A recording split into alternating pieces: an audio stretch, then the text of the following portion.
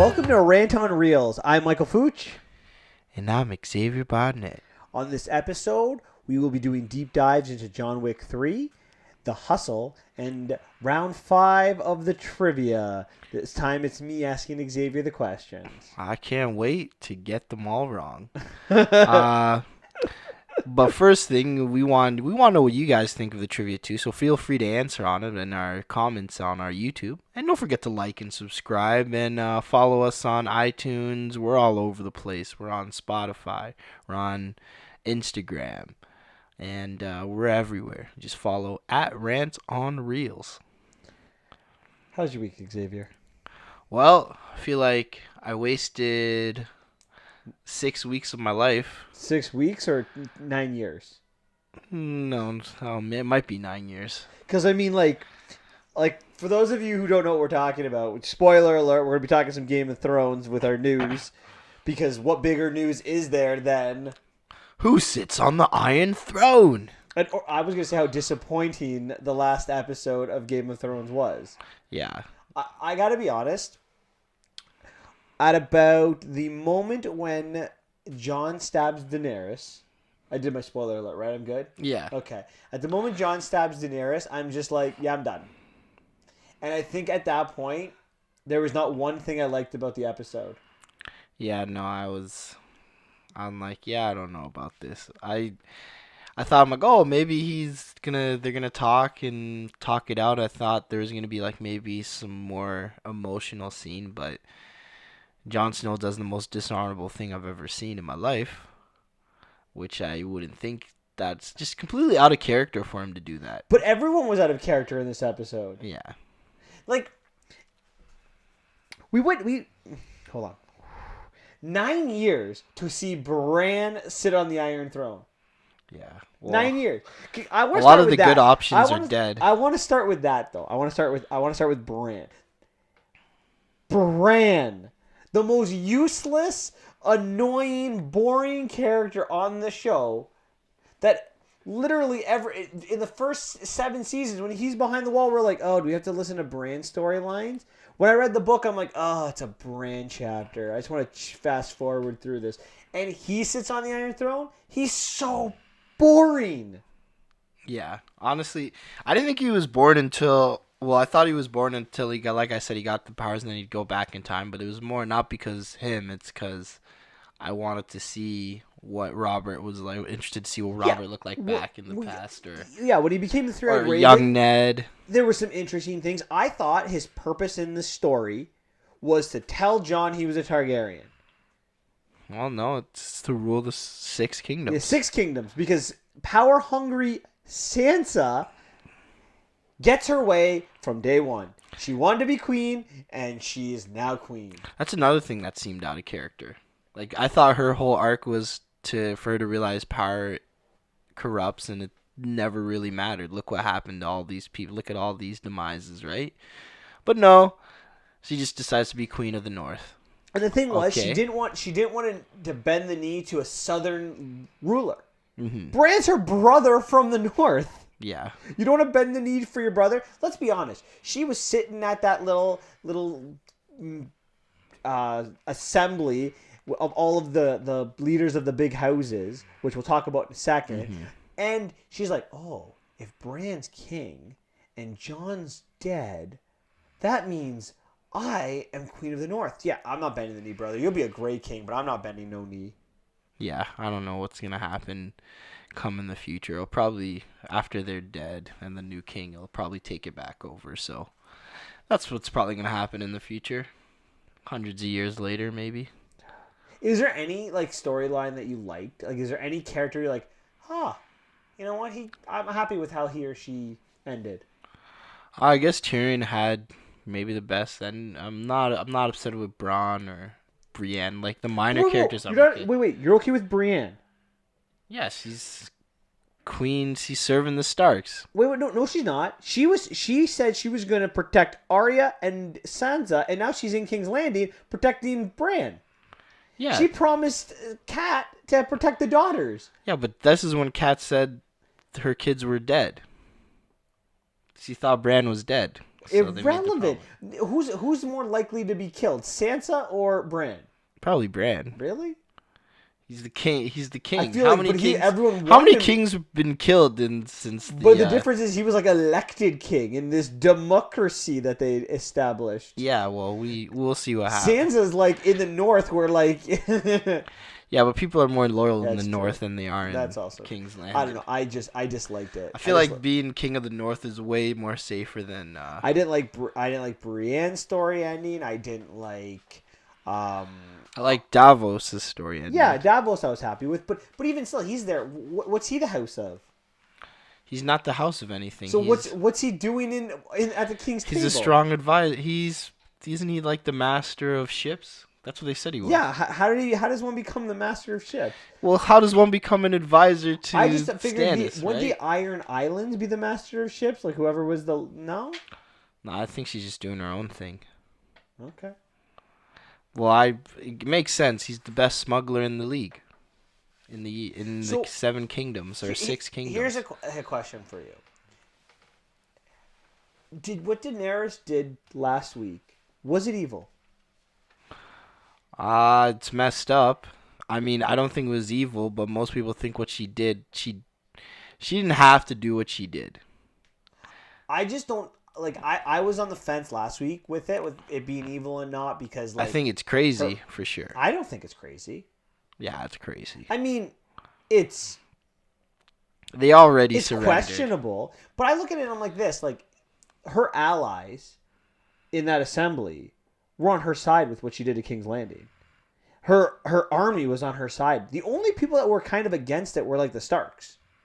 Well, not and the Starks. Lannisters. Everyone that was from that area, right, were against. Yeah, but they are also the ones that murder her entire family. Let's not forget that aspect to it. So revenge is kind of Tyrion. They're all innocent. Those were the sins of the fathers. Yeah, Tyrion didn't die.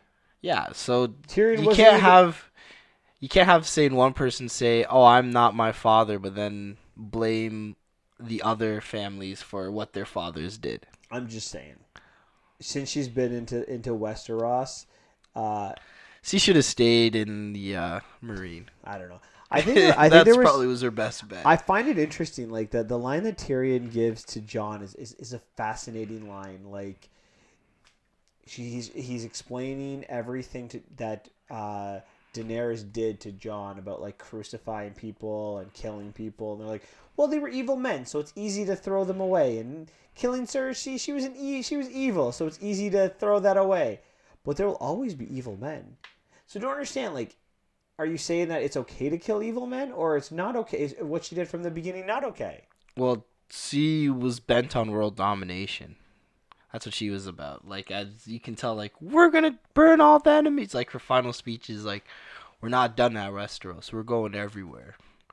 We're gonna probably your next target is the Iron Bank, I'd say.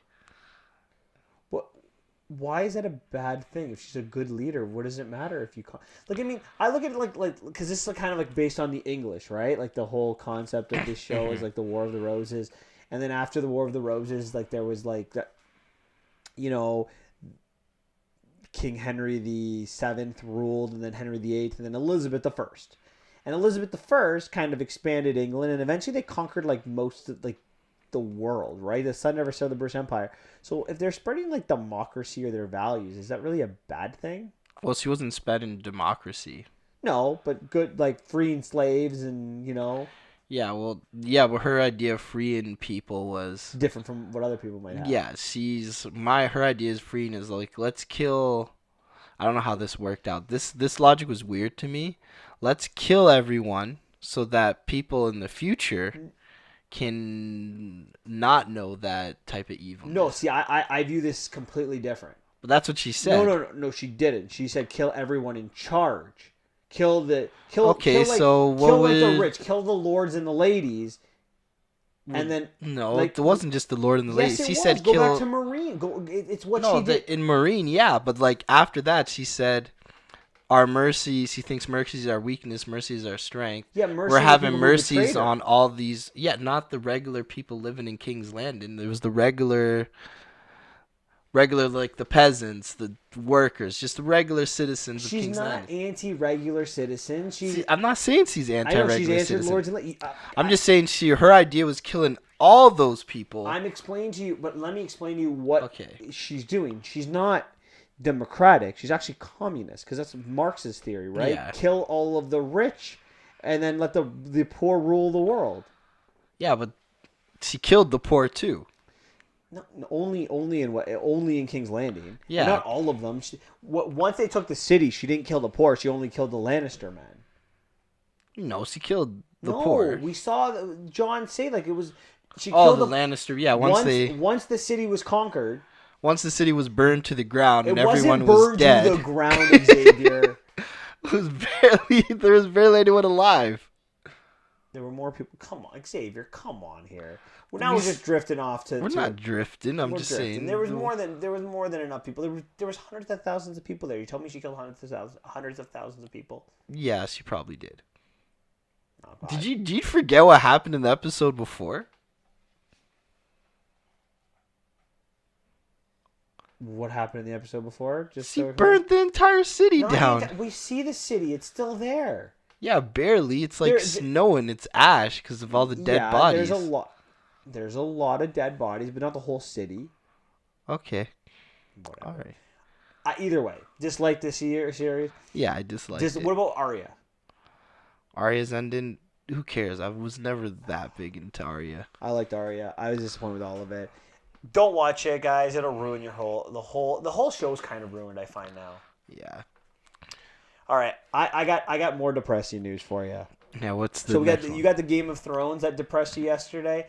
My depression started on Thursday when Robert Pattinson was announced as the next Bruce Wayne. Yeah, I don't know what they're going like. DC doesn't know how to cast. We already know this. This has been established from time and time again. You know what's funny? I thought DC made a really, really bad decision in 2006, 2005, whenever they announced that Heath Ledger was going to play the Joker. And I'm like, Heath Ledger? That's like the worst casting ever. And I've said that in other times as well. And I'm like, no. And Heath Ledger did a great job. And I'm like, okay. Maybe I'm wrong. Maybe I'm going to stop criticizing DC.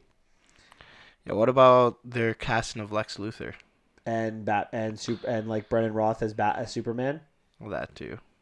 And can we continue on over and over and over again over the last like 8 movies? Yeah, I mean Jason Momoa wasn't bad as Aquaman, No, he wasn't bad. But he reminded me of the '90s version of Aquaman, so I was okay with it. And Gal Gadot is a very good Wonder Woman. Yeah. But Ezra Miller? No. They miss a lot more than they hit. Do you think they can make a successful Batman movie with Robert Pattinson? Well, I haven't seen it yet. My hope is a little bit, but we'll see. Well, I'll give him a chance. We'll try to give him a chance before. But I'm not excited. I'm just so done with DC right now. I thought you were excited, Captain Marvel. I mean Shazam. Yeah, Shazam was good. And then here we go. They're right back to square one. I don't know. I don't think it'll be good. They've got too many things going on. They're not. They need to get their act in order. Just stop give me 4 years without a DC movie, and then start again. 3 years. Yeah, what DC? Oh yeah, they have that Joker movie coming out this year. Yeah. They've got a Flash movie that's been in the works for the last 15. Yeah, it's not coming out. I feel like every year that gets pushed back a year. Yeah, another director gets fired. Another actor. Writers. I think one time Ezra Miller was writing it. Now he's not. It was kind of like the Batman. Because that was in hiatus forever too, right? So yeah. We'll see what happens. All right. Any other news? We got a legendary video game coming to the series. A movie. Can you guess what it is? Mortal Kombat. Arguably the most controversial game. Wait, why is it controversial? It's the one that it created. The reason why we have the ESPRB rating or whatever it's called. What the hell's ESPRB? I forget what it's called. That rating system of mature and everything like that for games. Mortal Kombat's the reason why that was created. Oh, because like Scorpion like would rip off his face. Yeah, like, and people would rip their skulls out, and people saw kids playing that. Parents saw kids playing, like, what is my child playing? Right? And could you imagine, though? Like, you go from Mario, some little guy jumping on people's heads, and there's little mushrooms, and he's like, oh, I'm going to steal a princess, to, like, some guy ripping out a heart. Someone's beating the heart out of their chest. Yeah, that's a little bit extreme, right? Are you excited for it? Yeah, I'm excited. I love Mortal Kombat. Can't be worse than the last movie, right? The last two more. I love the first two Mortal Kombat. I know it's due to unpopular belief. I think it was my favorite video game movie until Detective Pikachu. So, what was I gonna say? I think I want to watch both. Who's your favorite character? My favorite character? Apparently, we have technical difficulties behind us. Yeah. It's they were trying to hack. The government's trying to hack us. They don't trust what we're saying. My favorite character. Okay, obviously it's the ninjas. Like, it's Scorpion, Sub-Zero. Sub-Zero. Scorpion's better. Sub-Zero with the mask. Yeah. Not without the mask. Well, they have. I'm not gonna lie. Mortal Kombat has some very, very deep lore. Like, it's very deep, and like, you know the story behind Scorpion and Sub-Zero. I do, but let's not get into that Okay, here. We'll get into that when we watch the movie. I can't wait. Okay, good. We both can't wait. Awesome. All right. All right. Are you ready to get started into this? Yeah, let's get in. All right. We'll start with John Wick 3. We'll do John Wick. Parabellum. Yeah. I didn't know what Parabellum stood for until I watched this movie. What did it stood for? I wasn't. Really? Yeah. I'm being dead serious. Why are you staring at me? Answer the question, mate. This is an information podcast. No, now you have to figure it out yourself. All right, let's start with our opening thoughts. You're the worst. All right. My opening thoughts. Well, this is a good movie for what it does. I'm okay. I'm John Wick. It's a great action movie, but I'm kind of getting sick of all the different ways John Wick finds ways to shoot people in the head. I mean, there's other scenes where I thought was great. Like, I'll get into the one scene that's my favorite scene. But other than that, it's still good. If you want some nice action and good murder scenes, good fight scenes, and that's what you're into, this will definitely deliver for you. And that's all I have to say. I found this movie very, very enjoyable. I really like this movie because this movie does what most movies fail to do. It just stays in its lane. It's the third movie in the franchise, and sometimes movies like to go farther than they need to or change things up. This movie this is what movie we are. We're going to stay in our lane. John Wick is A, an action movie. It's B, an action movie where a lot of people die and are killed. C, by one person.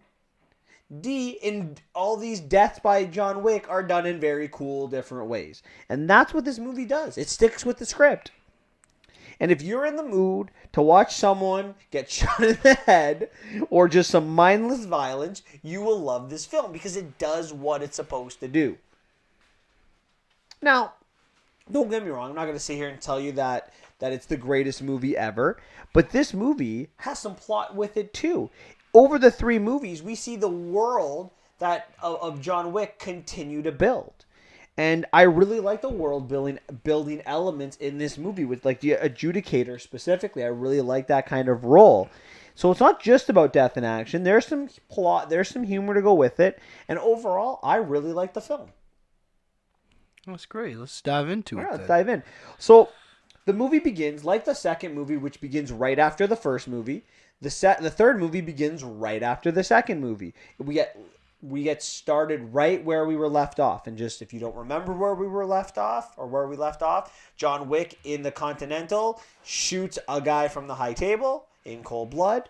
He gets excommunicado, and Winston, the manager of the Continental, basically says you have 1 hour before the contract on your life begins. So the first 5-10 minutes of the movie are this hour sequence where we see John Wick. He runs to a library. He then runs to a movie theater, and in this sequence or this time before he gets to the movie theater, there are 3 action sequences. There is the library where he beats someone up with a book. There is a weapons facility which has some of the greatest knife action sequences I've seen in more like a modern where like they throw knives at people. That was the best scene. Oh, it's a in my fantastic opinion. scene. And then like John Wick gets on a motorcycle and sorry, not a motorcycle, on a horse, and then attacks people on motorcycles. So, did you like the premise of these action sequences? Yeah, it was good. I liked the horse, like when he was kicking people in the head with the horses. That was pretty good, I know right? he's just tapping the back of the horse, and then And they then it kick just kicks backwards, him. and Yeah, the and guys go oh, flying. I'm like, yeah, that guy's definitely dead. Like that's gonna hurt. That's where one of the things I think are the really big strengths of the John Wick movies, specifically this one. In the first one, he shot people in the head. In the second one, he shot people in the head, but a little bit different. But in this movie, they really go out of their way to find cool, different ways to kill people. And I thought they had some really good sequences early on in this movie. Like him tapping the back of a horse to kill people. I can't think of another movie that does that. Yeah, no, I can't. So you like the start? I'm like, oh, okay, this is good. I didn't, like I said, I didn't hate the movie.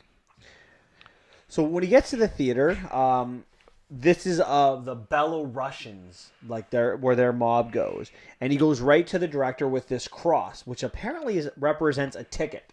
So, being trained in the Belarusians, you're given this cross where you have the ability to travel anywhere you want or to get out of New York. Yeah, So he takes it, and how they do it is they burn the cross and stab you in the back with it. not stab you. They Brand you in the back brand with it. you. Sorry, yeah. But we see like in this theater, like there's the ballerinas being trained to almost to torture. Like you see the legs are like they're bruises all over. Yeah, We see the men being trained to fight. This is clearly when in John Wick wrestling. was trained. Yeah. What did you think of that? What did you think of this aspect? This to me is fantastic world building. Yeah, it was good for building the world. I like that it fleshed out. Nah, but I think most people watch this not for the world, but to see people get killed. But to me you need plot to fill the gap of everything, right? When we Yeah. watch a Mission Impossible movie, we're looking for cool sequences, but you need the plot in between to kind of to thread it all together. And I think that's what John Wick does so well, right? People want to see people get their heads blown off, but at the same time, they want a kind of story to go with it that we can maintain. Not all people. Who are not all people. People that only want action. Yeah, but I think even like pure action movies don't necessarily make money, right? Yeah, no, But I agree. But this movie makes money because of the story that gets in that adds to it, at least in my opinion. Mhm. So either way, John Wick, he's going to cash his ticket to go to Casablanca in Morocco. So he goes there, and as that's going on, the adjudicator arrives, and I guess the adjudicator is her role is to kind of fix the mess, or to kind of detect what's going on, investigate. Yeah, investigate, tell So people what's going on. This part was more interesting to me. Oh, this is probably my favorite character that's not John Wick in this movie. Asia Kate Dillon, who plays the adjudicator, was fantastic. Her cool calmness, the umbrella she carries around. Yeah. It's great. So she makes 4 stops. The first is at the Continental, where she tells Winston that he has 7 days to step down, or you'll be forced to step down. Then she goes to Lawrence Fishburne's character, and Lawrence Fishburne provided the gun that John Wick used to kill the guy in the second movie. So he got 7 cuts for his troubles. She makes a stop at Zero's kind of restaurant, where she asks them if you want to serve the table, and him and his trainees, they are like, yeah. So she kind of like, they become like her bodyguards. And then the last stop is to the theater, where the director, Angelica Houston's character, has to hold her hands in front of her. And then he just stabs it. Stabs them with a katana. Forgot some of the good sequences where they hide in the shadows. Oh and my they come out god, of the they kill like shadows. everyone in the theater, right? Like Yeah. it's so, but like that's just again action sequences that are to me interesting, but not as Hmm. interesting as the story arc. As we see, like anyone who helped John Wick is now being punished, Yeah. whether or not it was like legit, Intentional or not. because like the director has no choice, all right? She has to honor the cross because that's Hmm. their way. Yeah. So, aren't you more interested in like the adjudicator than you are with anything else in this script? Yeah, no, that was the most. I was like, okay, what's this table about? That was got me intrigued about the movie. I was more intrigued with that than the actual head shooting, which is funny. That's what makes a good action movie to me. That's why I'm surprised you didn't like it because of these other scenes that tie it all together. I didn't ever said I didn't like it. I just said I don't like it as much as everyone else. What is okay? We'll find out what everyone else is because I'm still not hearing really a lot of criticisms of this movie. I like this sequence. I like this. I'm hearing a lot of I likes Xavier. Yeah, I, I said what the part I like, but I don't know. It's not the action scenes aren't there for me. I don't care about the action scene. A lot of the action scenes. okay. So we go to Casablanca. John Wick is there, and he goes to the to see Sophia, Halle Berry's character, and she is the manager of the Casablanca Continental. And it's interesting to see that all major cities seem to have their own Continental, and this like hitman's world is huge, much bigger than we initially thought in the first John Wick movie. Mm-hmm. So John Wick presents Sophia with a marker, like the same marker that John Wick had in number 2 that he has to kind of honor. Yeah. So apparently he got this because Sophia's daughter needed to be hidden somewhere. Mm-hmm. So Sophia's like, hide my daughter, and he does that. Even Sophia doesn't know where her daughter is. And all he wants to honor this marker is he wants to go and see her boss, the person who she took over for, called the Elder. So initially, she's like, no. And her 2 dogs are like, they're kind of like barking at John. Yeah. And then eventually she kind of agrees. What were your initial thoughts on Sophia? Did you like the character? Were you interested at all, or meh? No, I didn't care for the character. Like or her initially. backstory. Initially and at the beginning. And at the after I found out about her. I like her story.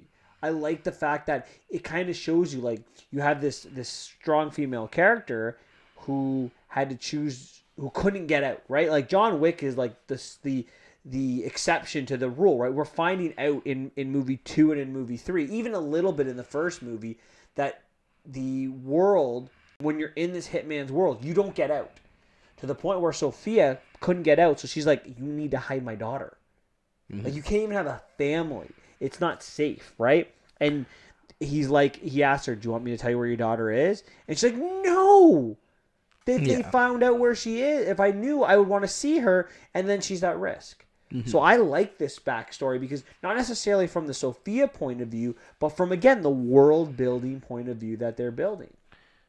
Yeah, well, that's how the mob is anyway, so, that's just, no one ever gets to escape, so. But that's the point, right? Which is, again, why this is really interesting, because John Wick did escape. Yeah. He got out. But then he got back in because of a dog, so. So Sophia decides to help him and goes with John and her 2 dogs to see Barada. What were your thoughts? And he runs the mint that makes all of the special coins for the hitman as well as the markers. Mm-hmm. I'm not gonna lie, I kind of geeked out when I saw Barada. Yeah, he had a totally different accent though. Dude, who? For the people who don't know, Jerome Flynn, otherwise known as Bronn, Bronn. Yeah, Bronn. You're right. Bronn, okay. From Game of Thrones. Mm-hmm. And just seeing him, it was really kind of cool. And he basically tells John Wick how to find the Elder. Go walk in the desert until you die, and then he'll find you. And he demands a dog as payment. And Sophia's like, I'm not giving you a dog. And then Barada decides to shoot the dog. Which, number one, to me is a no-no. I come from the Lethal Weapon perspective of movies when Martin Riggs tells Rene Russo, like, hey, people we can shoot, we don't shoot dogs. And, Sophia looks at her dog, and apparently he shot him in the body Bulletproof, armor, yeah. so he was okay. But she gets upset and takes it out and shoots everyone there. Yeah, and then we have this long sequence of Wait, them. hold on. Before I get to the long sequence, the line is fantastic. John Wick's to Sophia, like, what are you doing? He shot my dog. John's like, okay, I understand that. This You is the whole love reason. that? Well, yeah. 'cause That's such a nice little callback to the first movie, and it kind of shows John Wick how stupid it is to kill over a dog. yeah, well, he understood it, so. Now, Xavier, you want to talk about the sequence? Well, yeah, the sequence is just pretty much the dogs biting people in the nuts and Sophia and John Wick shooting people in the head. Okay, the dogs don't just bite people in the nuts; they bite people everywhere. So it's kind Mostly of like in the nuts. In order to escape the mint, there are probably like 40 or 50 people in there, and they're kind of with their pistols and the two dogs going after all of them. And like when it looks like someone's cornered, the dog will come and kind of attack. The scene is, I think this is one of the most brilliant scenes in like action movies, because it doesn't. There's no special effects really involved, and to have the dogs to time them in with the way the shooting happens, it probably was a bitch to film. Yeah. I don't know. It was good. I guess I'm just too used to these action scenes where these takes out way too many guys at once. But that's what this kind of movie is. I know. That's just, I don't know. I guess I'm just sick of it, seeing the same.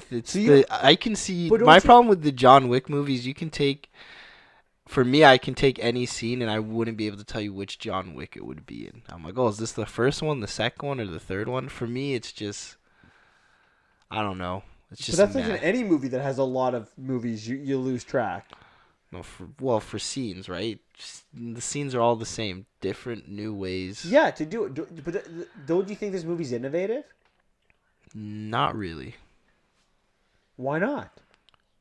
Because it's the same thing as John Wick 2 and John Wick 1. But it's innovative in how they kill people. Like it's done differently. Doesn't that mean anything? I don't know.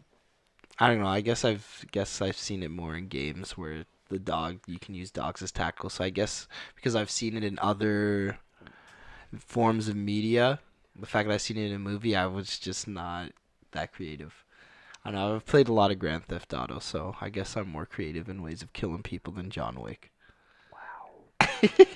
Okay. I think this movie is very innovative. I liked it. I thought this scene was brilliant. It was, I'd say, a 4 to 6 minute scene. Yeah, I think so. About right. This scene reminded me a lot of the Matrix. That scene in the first Matrix movie in the hotel. Mm-hmm. Like that's kind of how I saw this scene. I really liked it. So after this, Sophia drives John to the desert. She leaves him there, and he goes to walk away. Do you think we're going to see Sophia again? Probably in the next one, because she helped John Wick, so she's probably going to get. They probably could know where her daughter is, and we're going to see her daughter and stuff like that. I'm assuming.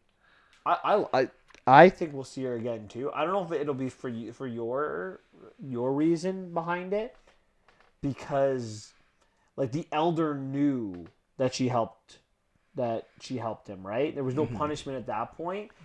We don't know yet. Well, he knows, but he probably is gonna. No, he knows everything, right? They know everything. I think we'll see her again, but I don't think it'll be. She's gonna get punished. I don't think she'll be punished. No. She's gonna get killed. She's gonna get shot in the head. So John walks through the desert. He gets after he passes out, he gets taken to the elder's tent. And he asks for redemption. He asks for a second chance not to be killed. And the elder says, sure. But you have to prove yourself by killing Winston, the manager of the Continental. and he has to give him his ring finger. Yeah. What are your thoughts on the giving the ring finger? Whoa, I don't. I'm more about the what was his face? Kevin Was he the Winston? elder or the wing finger? I didn't really care about that. I just think like he's supposed to be like one of your best assassins, right? Like he's like your upper tier assassin. Why you put him at a disadvantage? You gotta pay. You have to pay. I'm all what for you you did for the paying. table. I'm all for you paying. Give up like a toe. But no one cares about losing a toe. People care more about their finger. That's why it But has it's to your be the finger. job. You need your finger for your job. No, you can still shoot. It's not. Yeah, These but aren't your ring fingers. they have hand-to-hand combat. He used to grab people. Yeah, you can still grab. You're missing one finger, not all your fingers. It's not that I don't. I'm just saying. Like I feel like maiming an assassin is probably not the best thing to do. I guess. Give him a couple cuts. Like I don't know. And why should probably kill just shoot Winston? him in the Like I head. don't understand this whole aspect of killing Winston. Like the guy served for 30 years. Why kill him? Because he helped. He helped. He didn't want to. He didn't want to sit down. That's how it is, man. You gotta show the law. If you don't show the law and make exceptions, that's the whole concept of this universe, right? There's got to be consequences. It's all about order and respect. Yeah, if you let people do what they want to do, then who's to say the next person isn't going to go and do it? You're right. It's very black. It's a very black and white organization, right? There's no room for gray. There's no reason to break the rules, and there's something to be said about that. Either you follow the rules or you get shot in the head. Yeah, that's what happens. So John Wick goes back to New York, and as soon as he arrives in the train station, Zero and his trainees approach him, and then we get this huge motorcycle action sequence. My question really is, why didn't the table or the elder explain to John Wick or to Zero that John Wick is now working for them again? Yeah, I didn't know. That was the weird thing for me. I guess maybe he was just like, maybe only he wanted to know that thing. Maybe for him, it didn't matter who dies as long as he got his way. So I guess to him, it doesn't really matter. I guess. They're all expendable in his eyes. That makes sense. Did you like the motorcycle sequence? I probably forgot it, so I. They're on the motorcycles. They're fighting with the katana swords. Katanas. Sorry. Yeah, no, it's okay. The horse one was better. I didn't love this scene. I felt this scene was like too unrealistic. It was. Okay, so him riding a horse and shooting people in the head is more realistic than him riding a motorcycle fighting with the sword. Yeah. Motorcycles go faster than horses, and you need to balance through them. So him fighting a sword fight while he's trying to balance a motorcycle seems more unrealistic than him holding the reins of a horse and shooting someone. Well, riding the horse. I hate to break this to you, but in cowboy times or in cavalier times in history, people would fire rifles from horses. Yeah, but if you're on a motorcycle, why did no one shoot the damn horse in the head? That was my question. How they have they're assassins. They don't care. The one guy just shot a dog. Who's to say people wouldn't shoot the horse? Wow. I'm not saying I'd do it, but I'm just saying those people I can't completely disagree with your argument, but at the same time, I wouldn't even thought about killing the poor horse. I see where you. I see $12 million. I see 14 at the time. 14. Actually. I'm just saying that's low. It's bad, but that's low. I mean, these people got kids to feed. That's a horse or 14 million. So either way, John gets to the hotel. And because he's on hotel, Zero can't fight him, and they're gonna go. He's gonna go see the manager. He's gonna go see Winston. But as he's waiting, Zero sits in a chair beside him. I have another question for that, because he's excommunicado. So if he puts his hand on thing, wouldn't he not be able to be served? So why did they try to kill him? He's not supposed to. But remember, Sharon comes out and says he's protected here. Even the same thing in Casablanca. He was excommunicado, but the manager made the difference. The manager gets to make the decision on who gets killed in his establishment. Okay, I guess they didn't say that. They didn't explain it. That's a plot hole. They did. No, they did. They explained it in Casablanca. I'm joking. Well, you called it a plot hole. You might be joking, but they don't know you're joking. Yeah, that's. But they do explain in Casablanca. or in the Casablanca Continental. So there, as he's waiting to go see Winston, Zero sitting beside him and be like, "I'm a big fan of your work." Did you not find that hilarious? Yeah, that was Like funny. he like geeked out. It's like meeting like your mentor that he has to kill. He's like, I am like you're like so good. Like I really like you and you're fantastic. Yeah, and then he kept sitting beside him too. Yeah. He sat like right beside him. We're like the same, you know. It's great. We're He's like so don't good. say that. So he goes to anyway. John Wick gets saved by Sharon, and they go see Winston, and Winston pretty much says, what are you looking for in life? Do you want to kill me and then be an assassin the rest of your life, or do you want to take my side and we can kind of Do our own thing. our own thing? And John's like, yeah, I don't think I'm going to kill you. So the adjudicator comes and says to Winston, are you going to step down? He's like, nope. John, are you going to kill him? Nope. She's like, okay. This establishment is now, what was the word? Decryptified or whatever. whatever. So there could be fighting on it. Yeah. There can be murders. And a huge team of the best table assassins arrive. And John Wick says to Winston, Wasn't it like a SWAT team too? It was like a SWAT team. It's like the best hitmen. And John Wick goes to Winston. He's like, am I able to be served now? Are my privileges back? He's like, what do you need? Guns. So they go in and he grabs these 2 guns and like puts this ammunition belt around him and just has all of these ammunition. And he goes out to go fight the SWAT team, we'll call them. And he gets out there, he starts shooting them, but their helmets are bulletproof. All their gear are bulletproof. They're like completely bulletproof. So like this sequence is like him shooting at them, but like trying to find the same holes and has to shoot like inside the neck. It's a really interesting scene. Yeah, that one was more interesting, but I'm not gonna lie, this is the point where I started falling asleep during the movie. So he ends up going back after round 1, and he goes back and he's like, do you have anything stronger? And Sharon gives him like the armor piercing rounds. So he comes back out and he has more success the second time around. And he kills everyone on the entire SWAT team. And then all of Zero Men's come and he has to fight each one of them. So first he fights 2, and they're like huge John Wick fans. Like they even put down their swords so they could actually have a hand-to-hand combat with them. Mm-hmm. Did you like that? Yeah. I really like. Shows again. It's respect. pride and respect. You know. And then when John Wick shows it back to them, like when he knocks them out, he's like, "Do you want me to kill you?" Kind of without saying it, and they're like, "We're good," and they walk away. And then it's the one-on-one fight with Zero, which is I thought was a little bit longer than it needed to be, but it was really good because when John Wick actually does kill him in the end, like stabs him right through the chest. Yeah. He just kind of sits there, sits like, back just up, give and be me like, a minute. He's like, first he's like, oh, yeah. That was a really good fight, wasn't it? Like it just, like it's Zero. It was such a good character.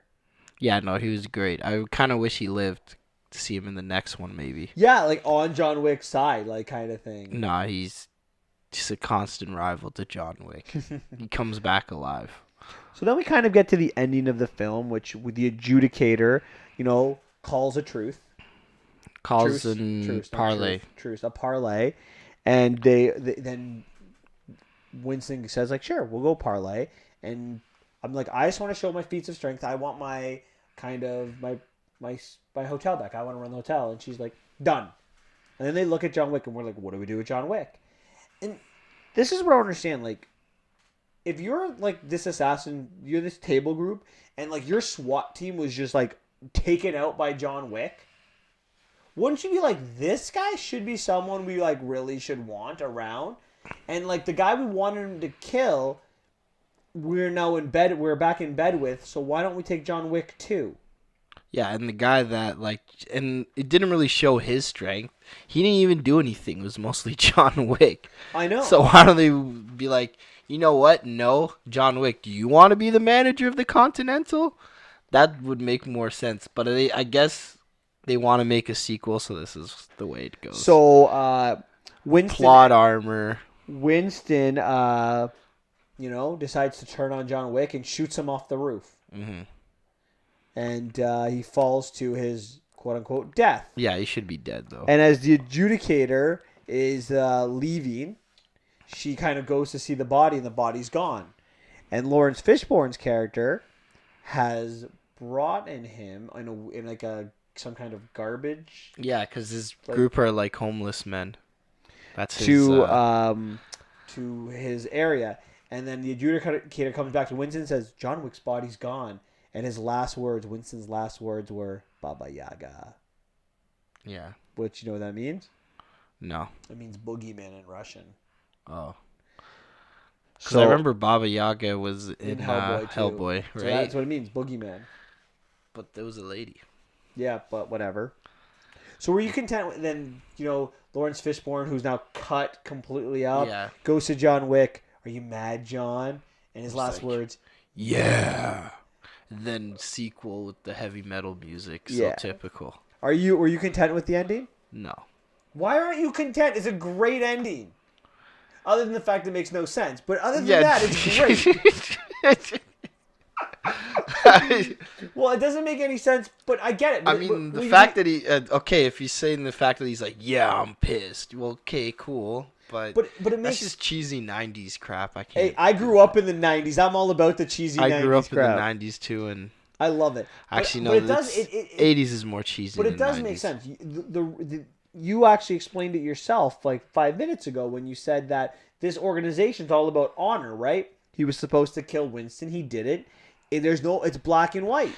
Yeah, but the black and white is Winston's like, I want to show my strength. But Winston wasn't Winston's strength that killed all those guys. It was John Wick. So if anyone was showing their strength, it should have been John Wick. And John Wick, the way they should have, like, if they were to end the series right now, they should have ended it as John Wick being the leader of the Continental now because he showed his strength by killing all those people. Versus instead of Winston, from some strange reason, becomes the leader again for I don't know why he didn't do anything. No, and then he kills John Wick because they want to make a sequel. Listen, if the sequel's going to be good, there's going to be a lot more killing. Yeah, no, there's going to be. So killing. So you're not excited for a sequel? Well, there's going to be a sequel, but I'm like, whatever. I'll watch it. I enjoy it. Okay. I'm just not.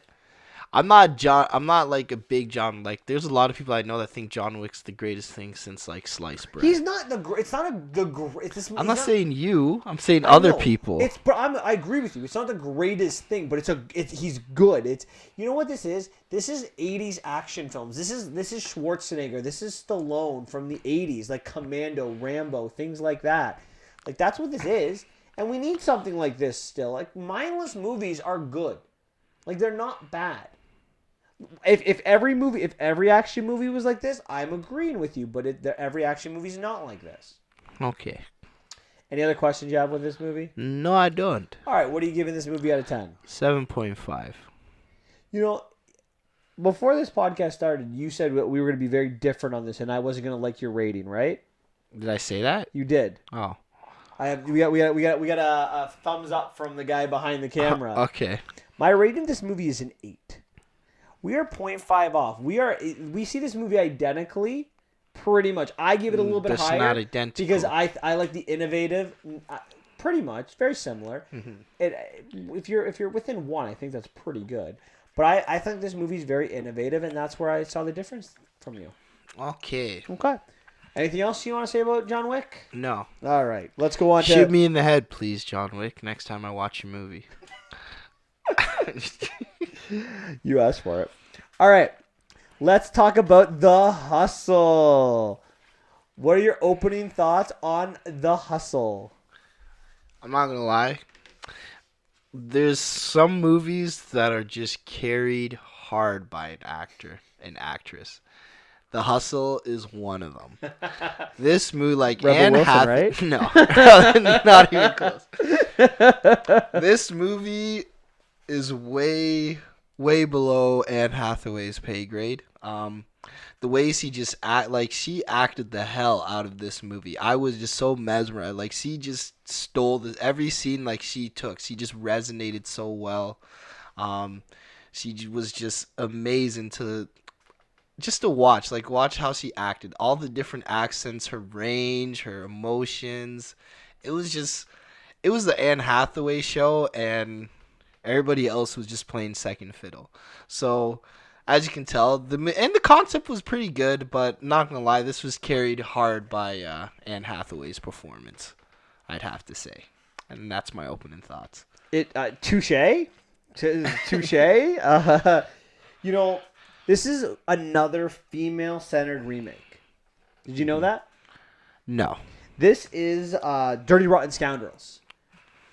So unlike other traditional movies that we've seen recently that are female remakes like Ocean's 8, or Ghostbusters. Yeah, this movie doesn't take the same name or the same characters. But it's the same movie. Like, if you rewatch it, Michael Caine plays the Anne Hathaway character and Steve Martin plays the Rebel Wilson character. And I didn't love this movie, and I didn't hate this movie. And I can tell you 2 words why I didn't hate this movie. Anne Hathaway. Absolutely. I absolutely adore her. And Xavier is so right. This movie's below her.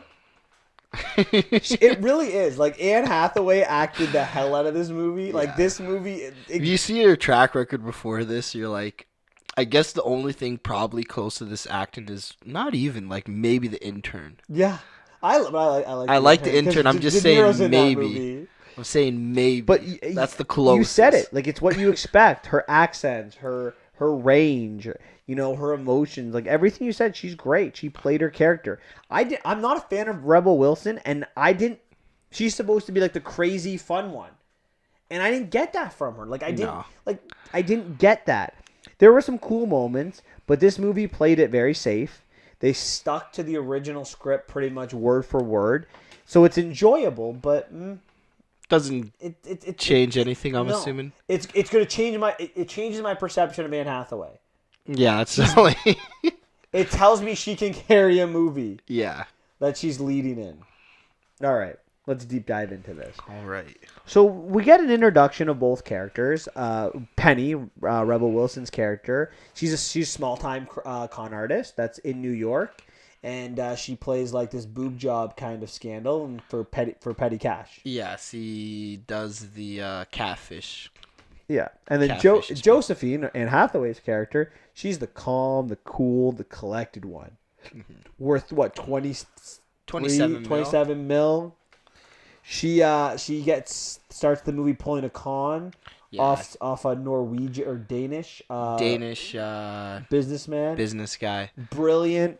And she knows she pretends to be the dumb American. Yeah, so good. She's very good at, like, she has her whole setup, and like this is the big times, you know. She has her people that work for her.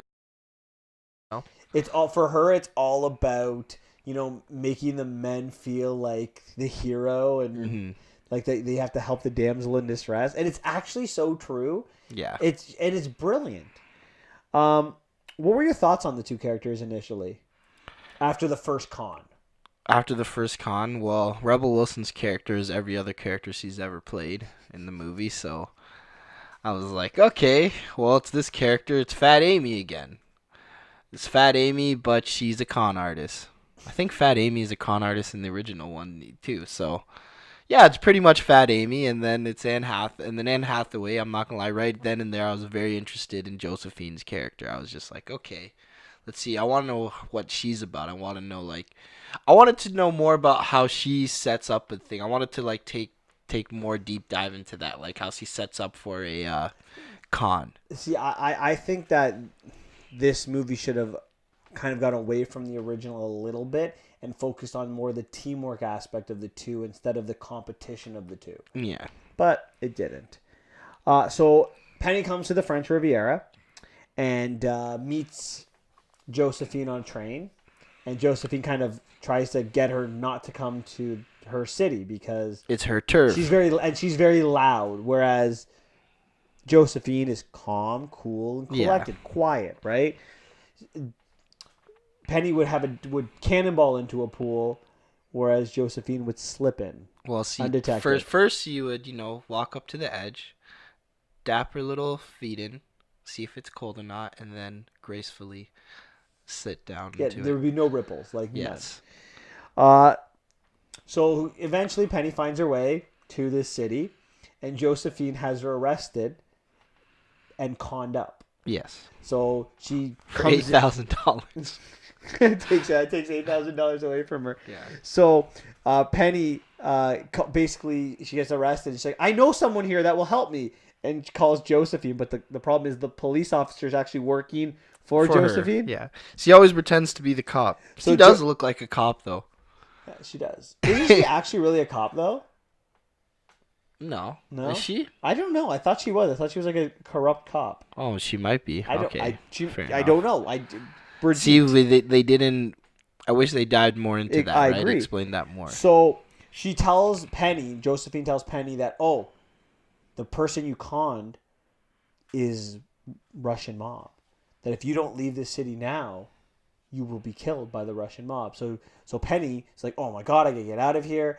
I'll give you this $8,000. Get me out. So she boards a plane towards, I'm guessing, Denmark, and meets the guy from the first con that Anne Hathaway throws, Josephine throws, and then they have sex in the airplane. Yeah, well, it was such a fat Amy thing to do. Yeah, first he explains what happens. And then, that is it's true. Yeah, he explains to her that, and then Josephine is a con artist. You just been conned too. Yeah, and she's like, well, I guess you're going to have sex with me. And he's like, no, that's okay. And then, but she's like, kind of forces herself upon him. And What are your thoughts? Would you go back if you were Penny? Like, I'd like. For her, I'd understand, like, if me, I wouldn't, but Fat Amy would. Yeah, it's true. So she does go back, and she's like, nobody gets the best of Fat Amy. But it's not even about getting the best. Like, train me. Train me. And Josephine's like, no, I work alone. She's like, come on, train me. Or I'll go to Interpol and sell you out. So she's like, fine, I'll train you. But Brigitte, Brigitte? I don't know. She's French. Is that the French way to say Brigitte? So Bridget? she basically goes to Josephine like, I'll kill her if you want. They won't find her body until like next year. The waters go down or something like that. So she's like, no, we're gonna get her to leave gracefully, and now Josephine's like, now we can do the Lord of the Rings play, which I personally think is the best part of the movie. Yeah, no, that was hilarious. So the Lord of the Rings play is Josephine plays the eligible bachelorette. And these suitors come and see her and offer these huge, big wedding rings or engagement rings, and they're worth a ton of money. We're talking $50,000 to $100,000 a piece, probably, if not more. And so she gets engaged, and then after they get engaged, she's like, "Oh, my sister's got to come with us." So then they go to introduce her to the sister, but the sister's like this crazy English woman. Yeah, lives in the basement, and she's like, "What are you doing? I'm getting my sister's getting married, mate." And the gentlemen are all thrown off by her so much that they leave, like, keep the ring. Funniest scene is when she like lifts off her chastity belt and starts. That part killed me. I'm not gonna lie, that was really funny. That was good. So they do it 3 times. She gets 3 rings, and then it's time for the payoff. And both Brigitte and Albert, her other 2 assistants, they get a piece of the action, but Penny doesn't. And Penny's like, "Wait a minute, I helped." And she's like, "Yeah, but you're my trainee. You don't get any money until after the fact. You're an intern." And she's like, "Fine, then I quit." And Josephine's like, "And that's how you do it gracefully." Did you like this aspect of writing where she just left? For her to quit? Yes. Penny? No, it doesn't really make sense, right? You didn't get paid, so now you're just going to leave and use what we both know she's not leaving. Like, she's not going away. She's going to stay and try to and make things for herself now. Yeah. So I didn't like that. I didn't like the direction the movie chose. And this is very similar to the first movie. But I think that in 2019 it's a little bit different, and I think it's the character is just it's slightly different. Like, this Penny character is not the same character that Steve Martin played, right? Where Steve Martin was he was small time, but a little bit different small time. Like, he was more successful small time, whereas Penny was never successful. Like, we see that in the she was somewhat successful, just not super. I guess. I don't really think she had $500,000 in Bitcoin. Compare that to 27 million. Hey, yeah, but she was somewhat small time, remember? That's true. I guess. Big time. She had the whole setup. So She had people working for her. So Josephine thinks that she's in the clear, and she starts to work in a mark. And as she's working a mark, Penny returns and doing her loud thing. So So Josephine grabs Penny away, and basically says to Penny, "You need to leave." And she's like, "No, I'm staying."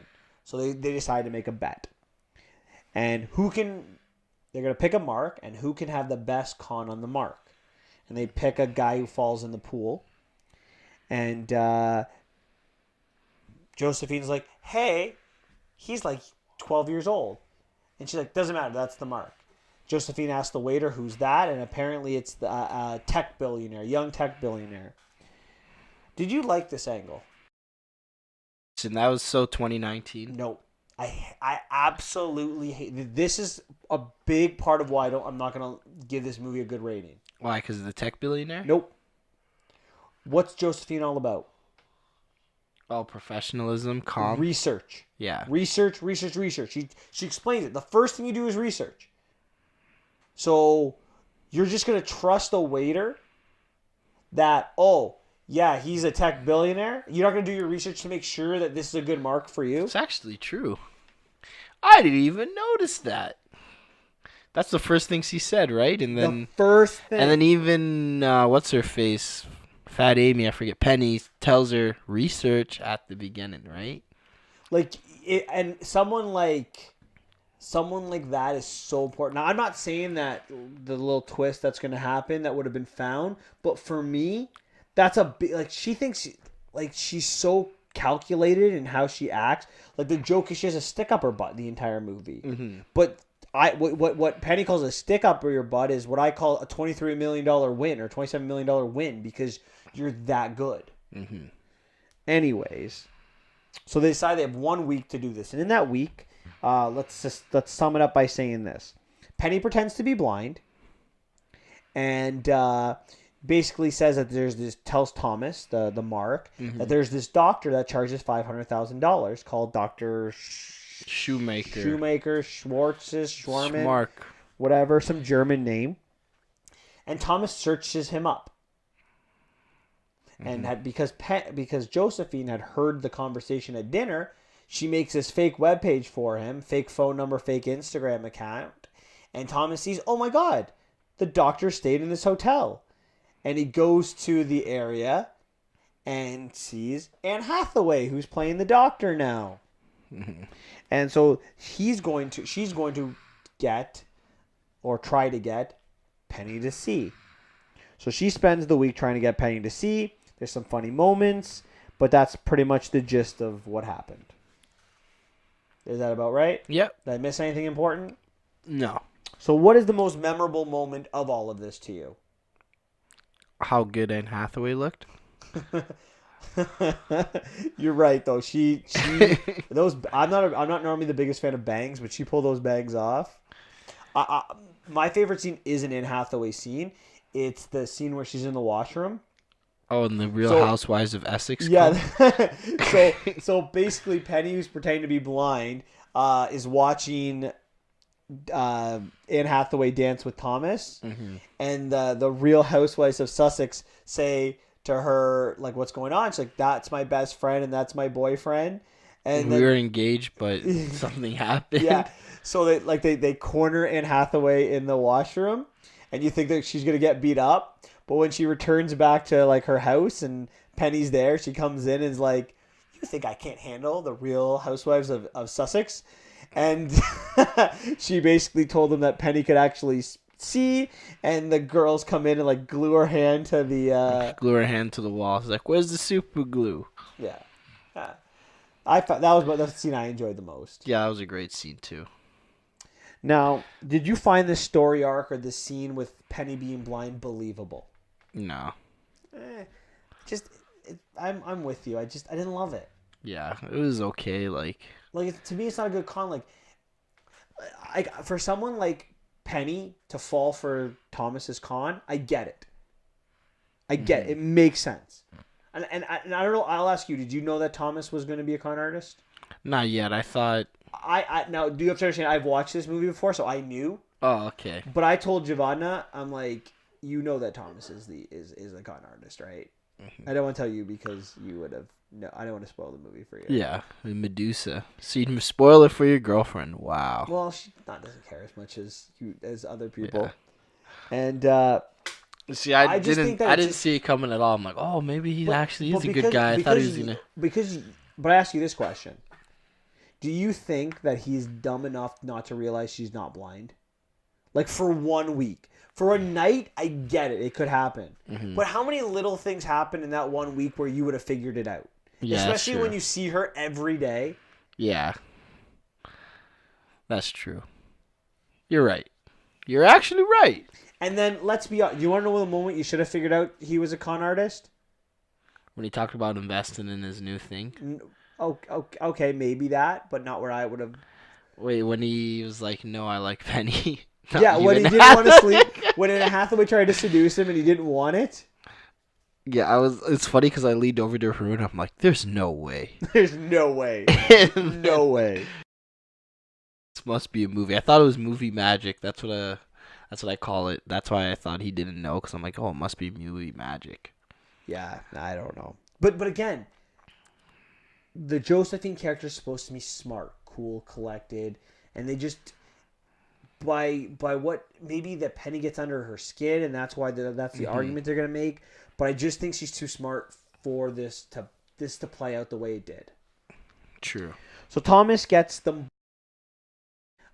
takes $500,000 from each of them, and then we get to the three. We go back to 2 or 3 weeks later, where like Penny is about to say goodbye to Josephine, and their story is over, and Thomas comes back with a bunch of these South African ladies, and he comes in with a South African accent, talking about his two friends who are like rare animal dealers, and as the ladies go into the house, he's like, the three of us should work together, and they do. And we go to 6 months later in London, where they're making a fortune. Yeah. Are you okay with this ending? I'm okay that they work together. I mean, I couldn't. The way I guess Josephine got her $1 million back and another $1 million for not being messed with. So I guess it makes sense, right? If he agreed to that. But what would you ever trust a con artist? One of them's gonna con the other. I guess. Well, you were right though. He did fall for whatchamacallit. Oh yeah. For Penny. Like that's why he came back, right? He loved Penny. Yeah. They actually did fall for each other. Yeah, that's. I'm okay with the ending. Again, same ending as you saw in the original. The girl comes back. There was the two gentlemen, Michael Caine and Steve Martin, and they have a girl Mark, and the girl Mark is a con artist and cons them both, and then she comes back and falls for the Steve Martin character, and the three of them work together.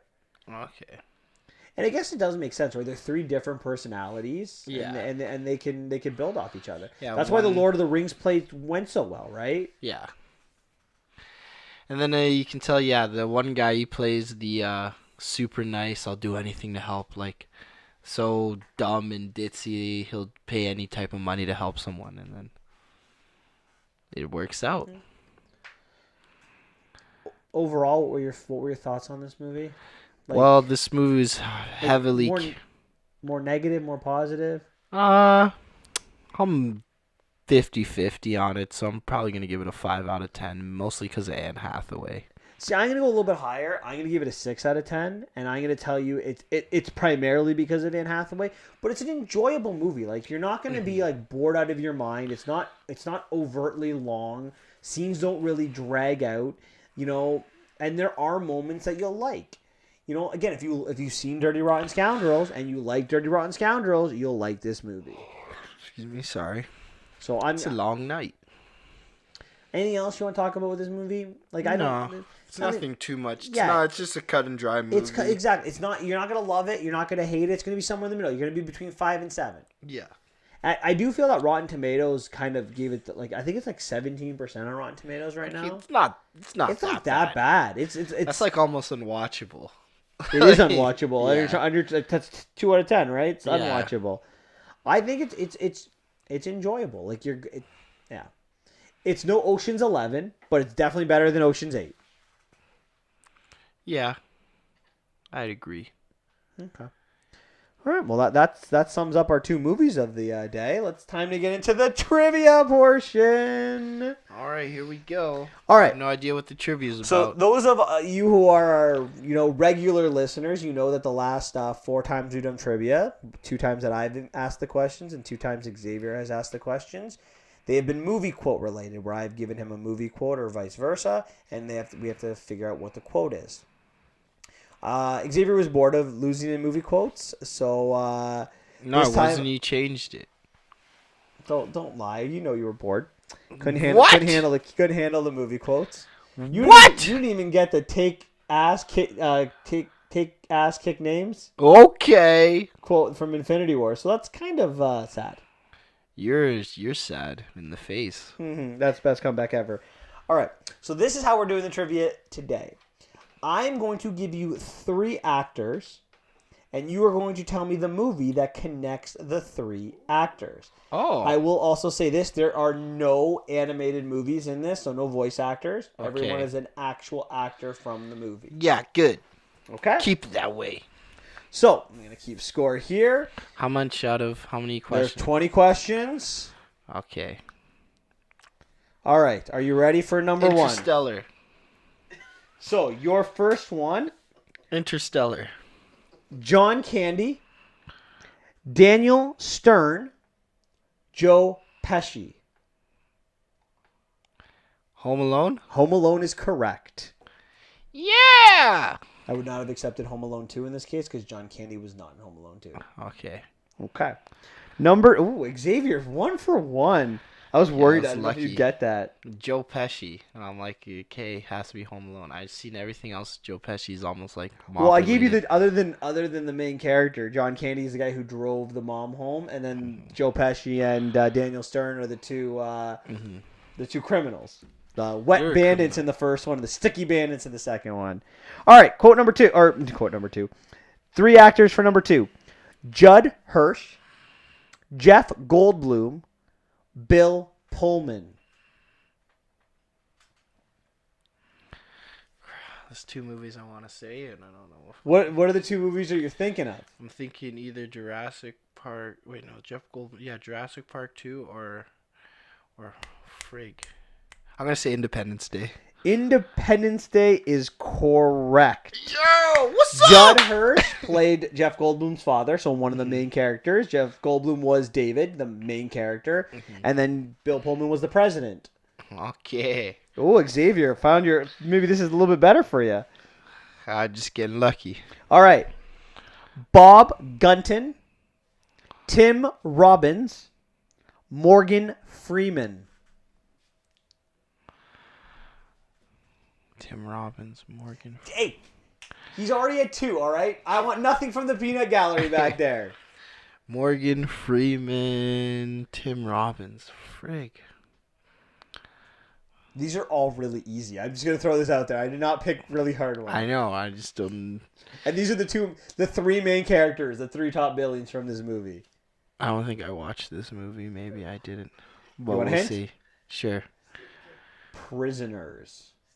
Oh, is Shawshank Shawshank. Redemption? You were getting it. You're not getting it because you got the hint, but I was gonna say Shawshank, but I'm like, I don't remember Tim Robbins in Shawshank Redemption. Tim Robbins is the main character. Oh, that's you know who I thought. Literally, You know who the I main thought. character. You know who I thought Tim Robbins was. I thought Tim Robbins was that guy from like Home Improvement. No, that's Tim Allen. That's who I was thinking. That's why I was so. And thrown Bob off. Gunton is the warden. But That's why That's why I was so thrown off. I'm like, Morgan Freeman, the guy from Home Improvement? What movie is that? That's what I was gonna say. I'm like, no, I can't. I should have just stuck with my gut. Should I throw an answer out there? All right, Joe Pantoliano, Hugo Weaving, Carrie Ann Moss. This is The Matrix. Wow, could you say that faster or give our sorry, my audience an bad. opportunity? My bad. I just The got Matrix is excited. correct. Hugo Weaving. Hugo Weaving. All right. I'm starting to know my actors. They're actresses. Scarlett Johansson, Chris Evans, Erica Christensen. Oh crap! I know it's one of those.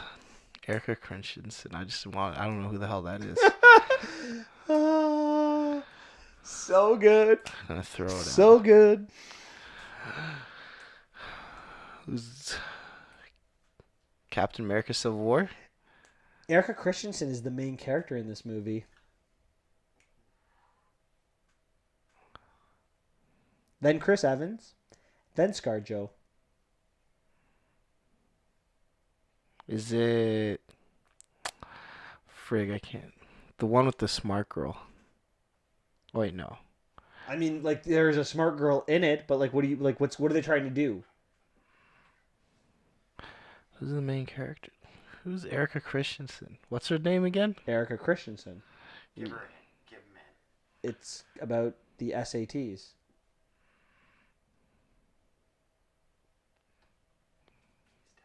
Yeah, about. The Perfect Score.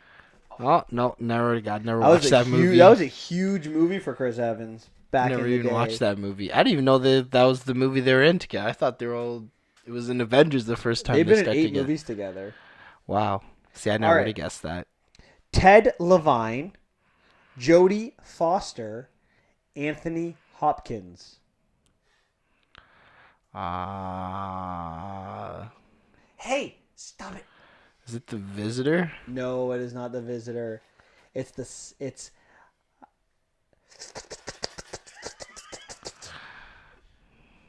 Sense? Clarice. Never watched. The That's the Silence of the Lambs. I've never watched that movie. That's a classic. And those are the 3 biggest stars. Buffalo Bill, Clarice Starling, and Hannibal Lecter. I couldn't have been easier for you. All right. Thomas F. Wilson, Crispin Glover, Leah Thompson.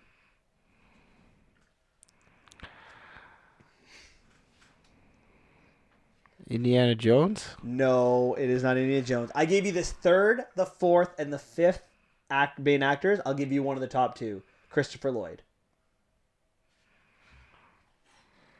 Hey. Fast and Furious? No, Back to the Future. Oh. Yeah, no, I never watched. That's the one I never watched. I never watched any of those. Those are classics I've never watched. All right. I'll give you an easy one. Matt Damon, Ben Affleck, Robin Williams. Oh, I love this movie. It's one of my most favorite movies I ever. I know. How'd you know that? Because we're friends. We talk about these kind of things. Okay. Is it Good Will Hunting? It is Good Will Hunting. So after 8 movies, Xavier has 4 right and 4 wrong. Okay. Antonio Banderas, Denzel Washington, Tom Hanks. It's an all-star cast, is it not? Yeah. Denzel Washington and Tom Hanks. What movie have they been together? Frig.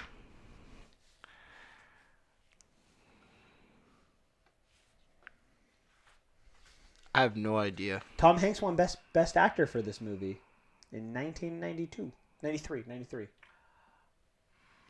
And Is this really Forrest Gump? No, that's the year after. Oh. Antonio Banderas was Tom Hanks' lover in this movie. I don't know it. It's a city in the States that Jerry's yelling at you as over and over again. Georgia? No, that's a state. Philadelphia. Philadelphia. Oh, Georgia City. All right. Yeah, I never would have guessed that. I never seen that movie. Those are the 3 biggest stars from it. I can't help you Yeah. other than that. All right, Bonnie Bedelia, Reginald Vell Johnson, one of my faves, and Alan Rickman. Who the hell I only know Alan Rickman. You don't know Reginald Vell Johnson? No. Oh, wow. I think this is, I'm just going to throw it out, Harry Potter. It is not Harry Potter. Reginald Vell Johnson is from Family Matters. I never watched that. Carl Winslow, baby. The movie? Okay, I'll give you the main actor. I gave you 2, 3, and 4. Bruce Willis. Die Hard? That would have been correct, but you're not getting it right because you... Well, You got the second, third, and fourth. That was an easy one. I never watched Die Hard. How have you not seen Die Hard? Somebody write some comments to make him watch Die Hard. Shame him. Shame him. All right. After 10, he's 4 right and 6 wrong. Number 11. Peter Coyote, Shane West, Mandy Moore. Is that A Walk to Remember? That is the correct answer. Trying to find a third actor from there. Yeah, I went with the dad, but not the most famous. All right. Chris Evans, Idris Elba, Zoe Saldana, and I'm going to give you a fourth one, Jeffrey Dean Morgan. Is this Infinity War? It is not Infinity War, although 3 of the 4 actors are from Infinity War. Jeffrey Dean Morgan was not. Which one was Jeffrey Dean Morgan in? They all 3 of them were in a movie before Marvel, even before Chris Evans put on the Captain America shield. I thought Chris Evans could not play Captain America until I saw this movie and saw how, because he was the skinny guy in Fantastic Four. Was this? No, it's not Snowpiercer. No, it's called The Losers. Oh, It's a very good movie. I think it's based on a comic. yeah, it is. Yep. All right. Robert Downey Jr., Wesley Snipes, Tommy Lee Jones. Great movie. Probably my favorite Robert Downey Jr. movie pre-Iron Man. Not probably. It is. I don't know why I said probably. A lot of people think this movie is a sequel to The Fugitive. It is not. Yeah, The Captive. I don't know. No, it's called U.S. Marshals. U.S. Marshals. Yeah, I wouldn't have guessed that. Killing me here. All right. Ken Watanabe. Justice Smith. Catherine Newton. Is that Detective Pikachu? It is Detective Pikachu. I thought I would get you with that one. I really did. I know Ken Watanabe and Justice Smith. So that's the 2. I'm a little bit of a fan of Justice Smith, but not really. All right. Cillian Murphy. Tom Hardy. Gary Oldman. I'm going to pause it. The Dark Knight Rises. That is correct. Give me something I've seen. These are famous movies, all right? I don't know what more I can do for you. These are famous movies, man. You're famous. Tom Sizemore, Oh, Adam here we Goldberg, Matt Damon. go. Here we go again. I don't know. This is your 5th favorite movie of all time. I rewatched the first podcast when I was making this to make sure that I picked movies that you've seen. And this was Okay. your number 5 favorite movie of all time. So before you Number 5 favorite movie of all time. before you chirp me, it's on your list on the first podcast of our show. Dave, if you have one of those things right there, you can post right to our first podcast. Yeah, but it always- top 10 it movies always- of all time. It always fluctuates. That's fine, but it's a Top. movie. I know you've seen it. It was a top 10 movie, so Okay. Top 10, eh? Okay, let's see. Let me see. No hints. I already gave you a hint. No hints. I already gave you the hint. It was your number 5 movie of all time. No hint. Because you got the Here We Go. Yeah, Yeah, Here We well, Go. you gave me the hint. I didn't. That didn't mean I didn't ask for the hint. I just said, "Here we go." Just So saying. that was you. That was your decision. Frig. What was my 5th movie with Matt Damon? It had to be. It's not Good Will Hunting. That wasn't on your top 10 list. Is it The Town? It is. Matt Damon was. Oh, not The Town. No, I kept It's thinking Saving Ben. Private Ryan. Oh my God. Whoops. GG. All right. What? Don't want you looking at this. Jeez. All right. I can't even see. Can't trust you. Lorraine Bracco, Paul Sorvino, Robert De Niro. Is this The Godfather too? This is good. This is Goodfellas. Crap. Another one of your favorite movies of all time. Just for the record, I watched the. I'm just saying. Don't know what I could do. Yeah, but The Godfather Part 2, I thought it was The Godfather Part 2. That was my fault. I should have known when it was Ray, what's his face? Ray Linianto. Ray Liotta. I didn't say Ray Ray Liotta. Liotta. Oh. I didn't say Ray Liotta. Don't look. Oh, okay. Well, I guess I am reading.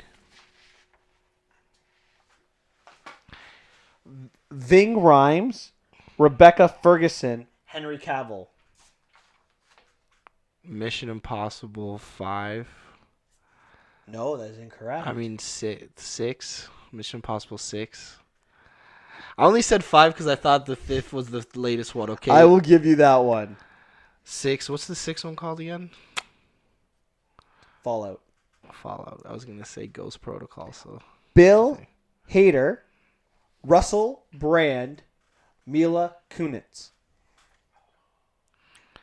Russell Brand, Mila Kunis. Friends of Benefits? No, I'm sorry, that is incorrect. It's Forgetting Sarah Marshall. Oh, which I believe is in your yeah. top 10 comedies of all time. Was it? I believe so. I'm pretty sure it was. No, it cannot be. Replay Right. that. Oh, sorry, I gave it you a check mark. That is 11 wrong and 8 right with 1 to go. Looks like I'm not going to win. Clark, Sorry, guys. Gregg, Kobe Smulders, and Samuel L. Jackson.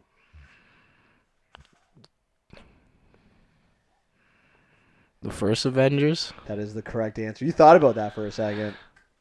Yeah. Was that a guess? Honestly, was that a guess? No. Because I had to think. I was just trying to figure out which one were all three together. I was like, I know Samuel L. Jackson, Clark Gregg have a bunch together, but I'm trying to figure out which one Colby Smulders only was. in one together. Okay. Because Thor, Iron Man 2, and Iron Man, no Colby Smulders. She doesn't show up until Avengers. Mm-hmm. And then Clark Gregg dies in Avengers, and he's only in one more, in Captain Marvel, and there's no Colby Smulders. Yeah. No Maria Hill. So for those keeping score at home, 9 right, 11 wrong for Xavier. Couldn't get to the 50% mark. The only ones I'm upset that I'm wrong about were Goodfellas and Saving Private Ryan. Shawshank? That one I second guessed myself, so that was the one that one too. I think you should have gotten that one. I think you should have gotten all of them. I thought I did a really easy job. All of them, yeah. The ones I don't even watch. Okay, yeah. I gave you easy actors though. I didn't make it ridiculously. The only one I think I made it ridiculously hard was the last one. Oh, because I didn't give you a major star. Yeah, no. But I always gave you at least one of the major stars. Look at him defending his poor choices. All right. Well, that's it for us this week. Next week we will be reviewing Aladdin. We are going to be reviewing the bastardization of Superman, Brightburn, and we are going to go to It's gonna be good, Brightburn. Yeah, the bastardization of Superman. That's what I call it. I'm gonna like it. Of course you are. You like bad movies. Yeah, okay. No, you don't. No, you're actually pretty good. And the last thing we're going to do next week is go to the vault and review Monster Squad. We were supposed to do that this week, but we had to roll with the punches and switch it up. We're going to do that next week. We did the trivia this week. All right. That's it for us this week, guys. You have a wonderful week. See you next week.